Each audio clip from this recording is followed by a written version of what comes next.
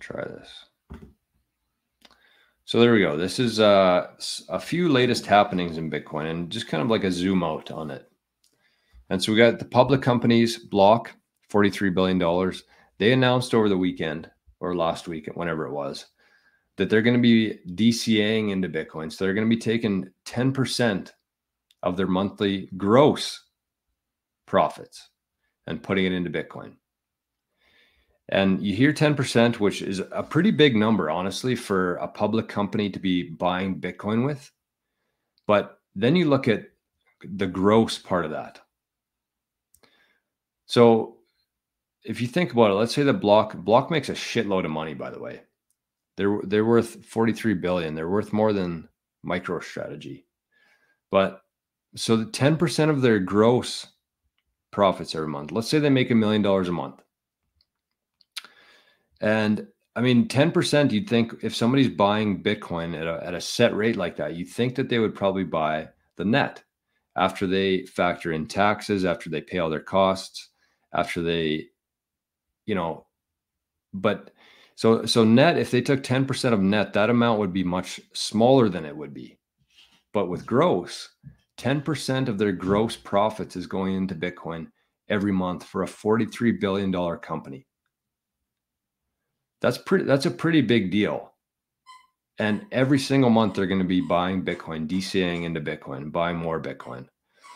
So you got Block there, you got MicroStrategy. Michael Saylor did a full presentation to the corporate world last week on why they should be holding Bitcoin.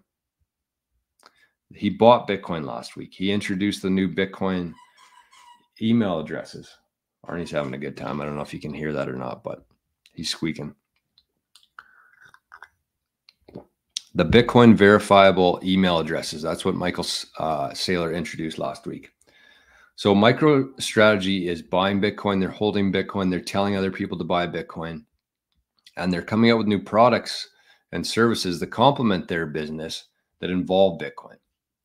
And then you have the ETF issuers, BlackRock, Fidelity, and then the Hong Kong ETF as well. Private companies buying Bitcoin, Tether. Or is this the amount of Bitcoin that they have? No, that can't be right.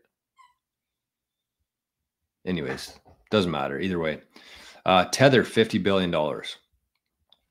I don't think that that's in Bitcoin. I think that I saw that they're holding $4 billion worth of Bitcoin. But then you have nation states, El Salvador, and more to come. And if you look at the adoption happening in Costa Rica right now, which is the next thing we're going to touch on here, but they're all buying millions to billions worth of Bitcoin every month.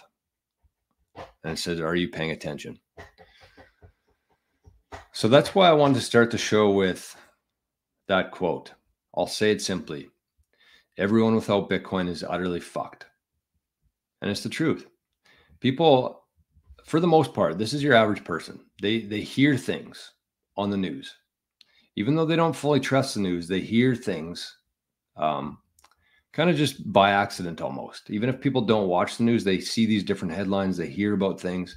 And they hear all about how bad Bitcoin is and how, it's just this fake Ponzi scheme bullshit without spending 1 second actually looking into it. But then that's the average person. So they're either fearful of it, they don't understand it, they don't have the time to learn about it. And so they're going to continue ignoring Bitcoin and continue holding whatever assets they have right now, ignoring Bitcoin, while all of this is happening behind the scenes.